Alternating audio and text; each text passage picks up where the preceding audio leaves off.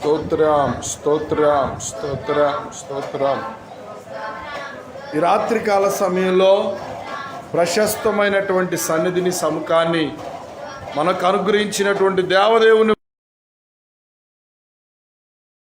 స్తోత్రం స్తోత్రం.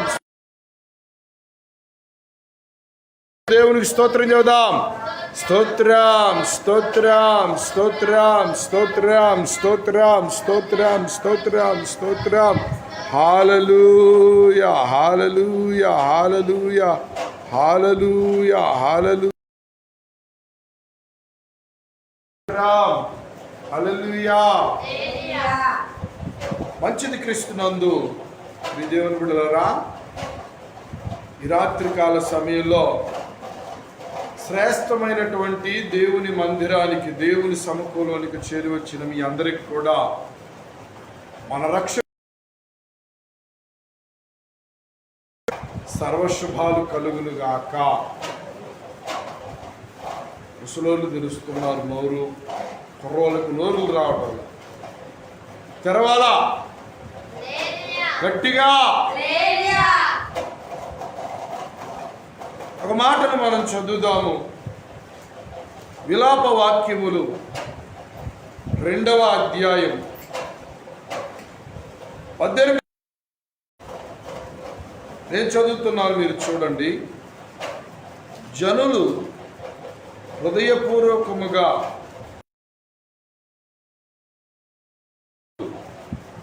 సియోను కుమారి ప్రాకారమా, నదీ ప్రవాహము వలె దీవారాత్రము కన్నీరు పారనిమ్ము. విరాటి పాపను స్తోత్రం హల్లెలూయా.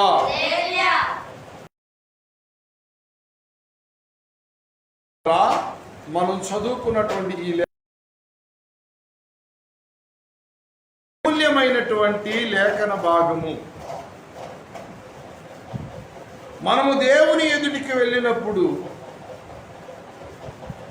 అనేక రీతులుగా మనము దేవునిని సమీపిస్తాము. అనేక రీతులుగా మనము దేవునిని ఆశ్రయిస్తాము. అనేక రీతులుగా మనము దేవునికి మొరపెడతాము. అయితే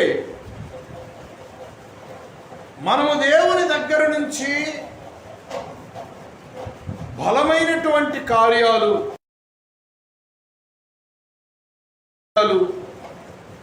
ఉన్నతమైనటువంటి కార్యాలు బహుత్వరితముగా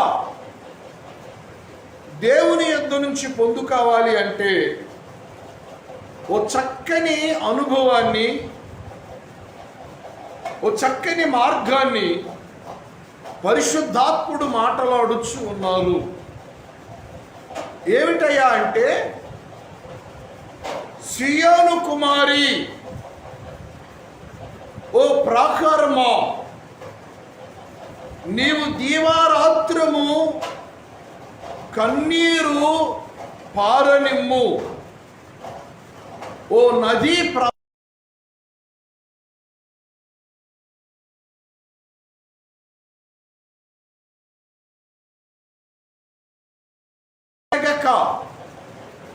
ఎడతెరిపి లేకుండా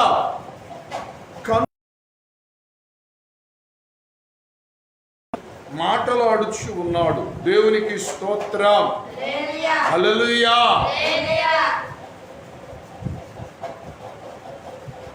సంఘానికి ఓ మంచి అనుభవము ఏమిటయ్యా అంటే, కన్నీటి ప్రార్థన, కన్నీటితో మొరపెట్టడము, కన్నీటితో దేవునిని బ్రతిమలాడటము, కన్నీటితో దేవునిని గోచాడటము.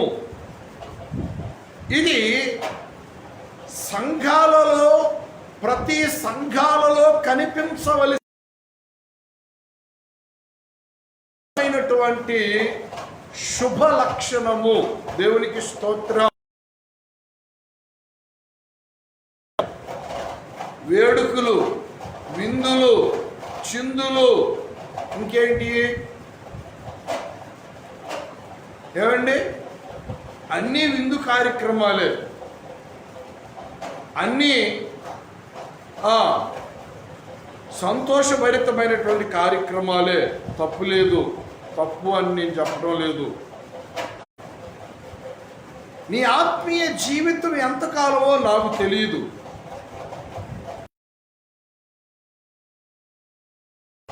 ఆయన రక్తం చేత కడగబడి ఆయన కుమారుడిగా, ఆయన కుమార్తెగా మార్చబడి, అప్పుడు ఆమె గారు అన్న మాట ఏమిటయ్యా అంటే, కావాలి, దేవుని దగ్గరికి రావాలి, నాకు చాలా ఆస్తిపాస్తులు ఉన్నాయి, బాగా మాకు డబ్బు ఉంది, బంగారం ఉన్నది, నా పిల్లలు బాగా సెటిల్ అయ్యారు,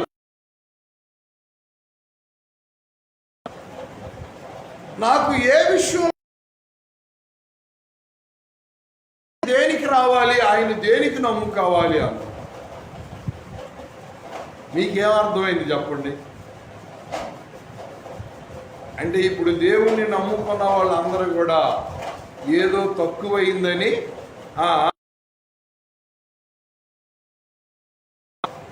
ఏమండి, ఒకవేళ అదే వాస్తవమేమో. ఎందుకయ్యా అంటే, మనిషి తన అవసరతల కొరకు, తన అక్కరల కొరకు, తన ఆడంబరాల కొరకు మానవుడు దుఃఖిస్తూ ఉంటాడు, ఏడుస్తూ ఉంటాడు, కన్నీరు కార్చుతూ ఉంటాడు. దైవ నియమాలలో ఓ చక్కని అనుభవం ఏమిటయ్యా అంటే, కన్నీటితో గాక.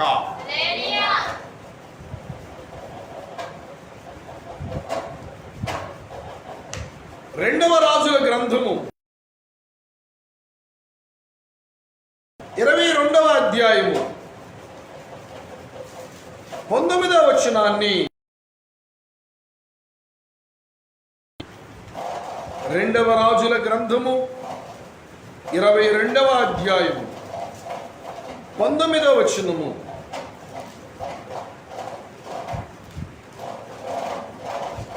మీరు చూడండి, ఇశ్రాయేలు ఈ స్థలము పాడగుననియు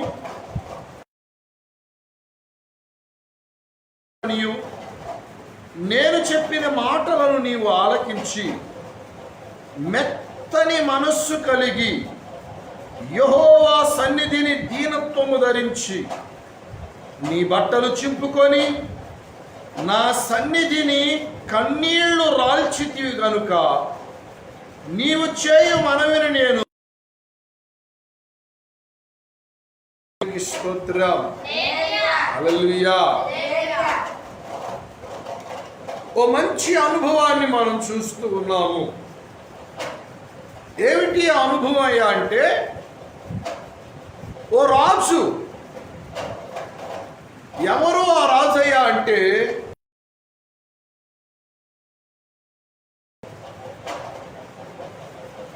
ఈయన గారు పరిపాలనలోనికి వచ్చినప్పుడు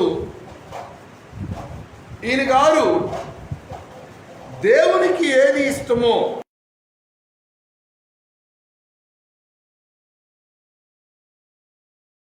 సంతోషాన్ని కలుగజేసిద్దో ఆ పనులను, ఆ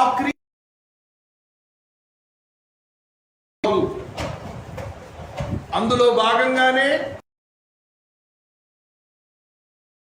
దేవుని మందిరాలని బాగు చేయుచున్నారు.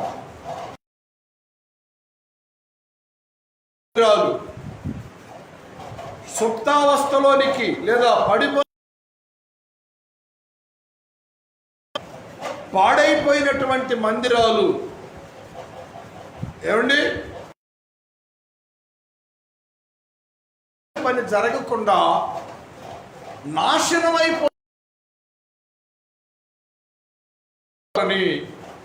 ఈయన గారు ఏం చేశారయ్యా అంటే, బాగు చేయడానికి పూనుకున్నారు. దేవునికి స్తోత్రం కలుగును గాక. హల్లెలూయా.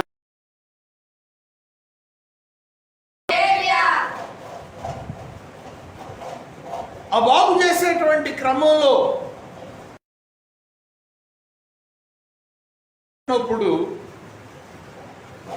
ఆ మందిరంలో ఓ ధర్మశాస్త్రపు గ్రంథం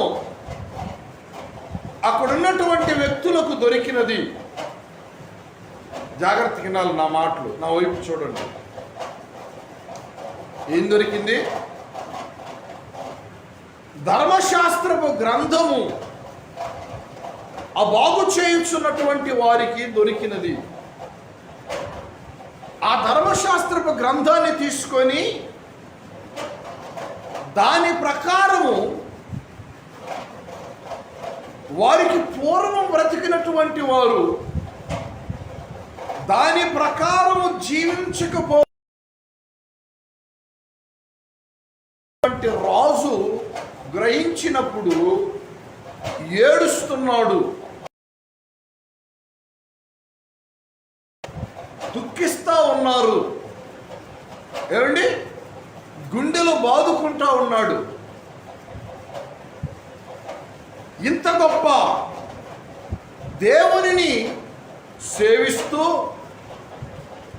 ఇంత గొప్ప ఆజ్ఞలు, కట్టడలు, ఇంత గొప్ప సంగతులను దేవుడు రాయించి పెడితే వారి పితరులు బ్రతకలేదు అని చెప్పని ఏడ్చుచున్నాడు. యోషియా అనే, జాగ్రత్తగా వినాలి, కూడు ఆడవడం లేదు, డబ్బులు లేవని ఆడవడం లేదు, బంగారం లేదని ఆడవడం లేదు. ఏమి లేదని ఏడుస్తున్నాడో తెలుసా? మా పితరులు నువ్వు చెప్పినట్లు నడుచుకోలేకపోయారే అని ఏడుస్తున్నాడు. మా పూర్వీకులు నీవు చెప్పిన విధంగా బ్రతకలేదే అని ఏడుస్తున్నాడు. ఏమండి? అటువంటి వారు దేవుని ధర్మశాస్త్రానుసారంగా జీవించటం లేదని చెప్పని కన్నీటితో మొరపెడుతున్నాడు, కన్నీరు కార్చుచున్నాడు. ఒక రాజు మరి జాగ్రత్తగా దేవుని వాక్యాన్ని వినాలి. ఈ రోజుల్లో మనుషుడు దేనికి ఏడుస్తాడు? అని ఏడుస్తాడు. అవి లేవు ఇవి లేవని ఏడుస్తాడు. అది కొనిపెట్టలేదు ఇది కొనిపెట్టలేదని ఏడుస్తాడు. మనిషి ఏడవలసింది దేనికయ్యా అంటే, మొదటిగా నేను దేవుణ్ణి సంతోషపెడుతున్నానా లేదా అని ఏడవాలి. నా ద్వారా దేవుని చిత్తము నెరవేర్చబడుతుందా లేదా అని ఏడవాలి. నేను దేవుడు చెప్పినట్లుగా నడుచుకుంటున్నానా లేదా అని ఏడవాలి. నేను దేవుని యొక్క ఆజ్ఞల ప్రకారము, దేవుని యొక్క వాక్యం ప్రకారము, దేవుని చిత్తానుసారంగా బ్రతుకుతున్నానా లేదా అని తనను తాను పరిశీలన చేసుకుంటూ, తన కుటుంబాన్ని పరిశీలన చేసుకుంటూ, తన యొక్క బంధువర్గాన్ని పరిశీలన చేసుకుంటూ ఏడవాలి. ఈ రోజుల్లో మానవుడు దాని గురించి ఏడవడం లేదు. దేనికి ఏడవాలో ఎరిగి ఉండాలి. రాజు ఏడుస్తున్నాడండి. యోషియా అనేటువంటి రాజు ఏడుస్తున్నాడు. ఆయన గారికి ఏం తక్కువైందని. ఆయన పదవిలో ఉన్నారు, ఐశ్వర్య ఏడుస్తున్నారు. దేనికి? నీ ధర్మశాస్త్రానుసారముగా నా ప్రజలు నడుచుకోలేదే, నా పితరులు నడుచుకోలేదే, నా పూర్వీకులు నడుచుకోలేదే. నీకు దుఃఖాన్ని కలుగు చేశారే, నీకు బాధను కలుగు చేశారే, నీకు నిన్ను దూషించే విధంగా జీవించారే చెప్పని ఏడ్చుచున్నాడండి. నిజంగా ఎంత గొప్ప అనుభవమో. నా ప్రియ సహోదరుడా, నా ప్రియ సహోదరి, అందుకే నేను ఎప్పుడు ఒక మాట చెబుతూ ఉంటాను, నిజమైనటువంటి ఆత్మీయుడు ఒకరోజు దేవుని సన్నిధిని పోగొట్టుకుంటాడో, ఎంత అంగలారుస్తాడో ఏమండి, అది అతని యొక్క హృదయాంతరంగాన్ని బట్టి ఆధారపడి ఉండిద్ది. పోయిన వారం నేను అనౌన్స్మెంట్ చేశాను. సోమవారం, మంగళవారం, బుధవారం, గురువారం, శుక్రవారం, శనివారం వరుసగా ప్రార్థనలు ఉన్నాయి అని. కానీ కొన్ని అనివార్య కారణాల వలన నేను ప్రయాణం చేయవలసి వచ్చింది. నా అంతరాత్మను దేవుడు చూచుచున్నాడు. దేవుని సన్నిధిలో పడ్డానో నాకు తెలుసు. దేవుని సన్నిధిని పోగొట్టుకుంటున్నానే అని చెప్పాను. నా ప్రియ సహోదరి, నా ప్రియ సహోదరుడా, దేవుని సన్నిధి పోయినదే, దేవుని సముఖాన్ని పోగొట్టుకుంటున్నానే. లేకపోతే ఏమండి, నేను దేవుని వాక్యానుసారంగా జీవించలేకపోతున్నానా అని ఏడవాలి, కన్నీరు కారవాలి. 6వ వచనం, కీర్తనల గ్రంథము 119వ కీర్తన, పారుచున్నది. దేవునికి స్తోత్రం. చూశారండి ఎంత గొప్ప మాట. దావీదు ఏడుస్తున్నాడంట. మామూలుగా ఏడవడం వల్ల ఆయన గారి యొక్క కన్నీళ్ళట ఏరులై పారుతా ఉందంట. ప్రతి రాత్రి దావీదు అంటాడు, జనులు దేని ప్రకారం పోవుట చూచినప్పుడు ప్రజలకు దైవ భయం లేదు, దేవుని నీతి లేదు. ఏమండి, మనుష్యులు ఇష్టానుసారంగా బ్రతుకుచున్నారు.